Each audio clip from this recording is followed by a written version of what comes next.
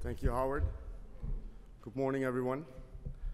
We have many distinguished guests with us today. Howard already recognized most of the names. I would like to especially mention Ambassador Kılıç, Chairman Jones, General Türkgenci, Undersecretary Demir. Welcome, everyone, again. It is the second time that I have the privilege to welcome you at the annual conference. As chairman of the Turkey-United States Business Council, my main objective is to increase trade and investment between the two countries. We want to strengthen bilateral economic relations because better economic relations are a means to increase the prosperity of both our great nations. But why is the Turkey-United States Business Council Turkey's oldest bilateral trade organization? And why isn't there another example of a 36th annual conference on bilateral relations with a different country, with, for example, Germany, our largest trade partner? Do hundreds of Turks loyally make the journey to Washington for 36 years running to attend this conference out of economic concerns alone? No, they do not. Of course, bilateral economic activity and its increasing potential are important, but economic relations can only reach their full potential in the context of a robust Turkish-American relationship that includes close political and security cooperation as well. It is widely believed that strong Turkish-American relations are crucial for global peace and stability. And without peace and without stability, there can be no trade and there will be no economic development. I've been attending this conference for 14 years now, and I strongly share that belief. Unfortunately, our relationship is being tested. Let me share a brief anecdote. Almost 2 weeks ago, at the coalition headquarters against ISIS at Incirlik Air Base, a group of Turkish and American officers came together. A Turkish military officer was about to receive one of the highest distinctions the United States military gives to allied officers. An American colonel bestowed the Medal of Honor on the Turkish officer, and in line with protocol, the officer took the floor to deliver his remarks.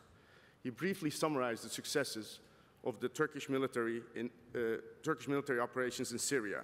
He especially emphasized the lack of civilian and friendly fire casualties. Then he said, "I would hate to hurt or offend you, but I cannot accept this medal because those bestowing it upon me are in bed with my enemy, the YPG, and my honor prevents me from accepting it." I think it is important that we understand what motivated this officer. At the press conference after his first meeting with President Erdogan, President Trump emphasized the sacrifices Turks made in Korea. It started, of course, in Korea, but Turks and Americans have fought besides one another in every major conflict since the Second World War, from Korea to Somalia to Bosnia to Afghanistan. The common denominator has always been that we are two democracies, joining forces to defend shared values and interests. Today, the United States has chosen the YPG, a Marxist terrorist group, over a NATO ally to help defend the very values that YPG opposes. The last time that a similar transactional decision was made was in Afghanistan, when the United States decided to arm the Mujahideen, a decision that effectively created Al-Qaeda. Now, I'm a businessman. I understand the importance of transactions, but they do not last. Alliances do, principles do, and principles are not meant to be upheld only when tactically convenient. To neglect decades-old alliances in the face of tactical transactional needs is very risky. Although you may realize a short-term gain, you might find yourself alone when it really matters, when it's not about clearing a few terrorists out of a small town in Syria, but rather a more important, more existential struggle. Despite the occasional political turbulence in both our countries, we are still two democracies in a world where democratic governance is increasingly rare. The United States might be an older, more mature democracy, and Turkey perhaps a younger, developing one. But still, we share common values and common threats. For example, we are both interested in a peaceful, democratic Syria. And while certain groups are desperate to cloud our judgment, the truth is that the Turkish armed forces are still the only NATO army to put boots on the ground in Syria, fighting in the front lines against ISIS. We may suffer policy disagreements, but we have to remember these basic facts. There are plenty of problems in the world, and Turkey is one of the most dependable and few US allies that can help stabilize a chaotic region. And President Erdogan, whether you politically agree with him or not, is the only leader of a Muslim-majority country who, with credibility, can lead the prayer on Tahrir Square but also emphasize the importance of secular government. I sincerely hope that President Trump and President Erdogan will establish a productive relationship, because however unsympathetic they both might seem to their political opponents, there really is no alternative to democratically elected governments working together to solve the many problems that we face. One of these problems is religious extremism, and Fethullah Gülen and his followers represent one of the most dangerous forms that it takes.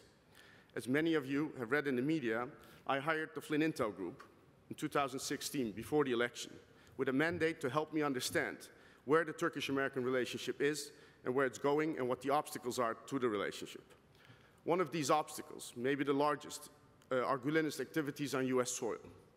My aim was to commission independent research and to establish objective facts to help the business community understand and anticipate the effect of these activities on the overall Turkish-American relationship. Such work is very important because it took us, Turks, almost 40 years to fully understand what Fethullah Gülen's organization is about. Over time, dozens of articles and books were written, but the authors were either killed or faced false charges and disappeared in prison. It wasn't until Gülenists tried to overthrow the government, bombed our parliament, and killed hundreds of civilians that their true face became visible to Turkish society as a whole. Today, this is perhaps the only issue that all political parties in Turkey agree on, even the marginal opposition parties. So this is not a pro-government or a pro-Erdogan position. This is not a political issue. This is a Turkish issue. It is the concern of 80 million Turks. Yesterday at the summit in Riyadh, President Trump said the summit will mark the beginning of the end for those who spread terror. He said there can be no coexistence with this terror. There can be no tolerating it, no accepting it, no excusing it, and no ignoring it. 80 million Turks wholeheartedly agree, but change starts at home. Fethullah Gülen and his followers are responsible for terrorizing millions of Turkish citizens. If the United States is sincere, then it needs to stop tolerating Fethullah Gülen's presence in the United States. It needs to stop accepting it, stop excusing it, and stop ignoring it. Gülenists, by attacking and threatening people like me, are trying to deter legitimate engagements by friends of Turkey. But if we want our American friends to understand the danger that Gülenists represent in less time than we did, then we cannot be deterred. We will not be scared into doing nothing. We will engage more, not less, and we will relentlessly pursue the truth. Nonetheless, despite these recent challenges to the relationship, I remain confident that our two great nations will find ways to respond to each other's core concerns. And it is at events like this, with its long history of forging and strengthening ties, that our relationship grows. Thank you for your attention. I wish you all a productive conference. Before I leave, I have the distinct honor to introduce General Jim Jones. In his 40 years of service, he has served this country in various capacities. One title I especially like a lot, it's the Supreme Allied Commander Europe. After he retired, he also served as National Security Advisor. General, one of the best things about this job, I always say, is working with you. Thank you.